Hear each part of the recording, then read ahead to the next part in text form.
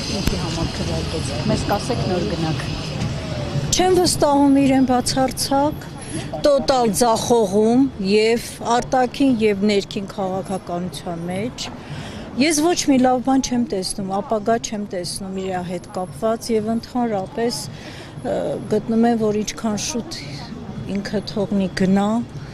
ավելի լավ կլինի բոլորիս համար։ Քվեաթերթիկի վրա ինչ-որ բաներ գրեցիք։ Այո, ես գրեցի, որ 18 թվականից այս կողմ ես ոչ մի օր ինձ վստահ չեմ զգացել։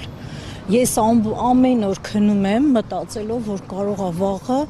ոչ մեկս չարթնանանք, իսկապես եմ ասում։ Սա սարսափելի է, մեր երեխաների ապագան վտանգված է։ Չգիտեմ, ես մի մարդ, որ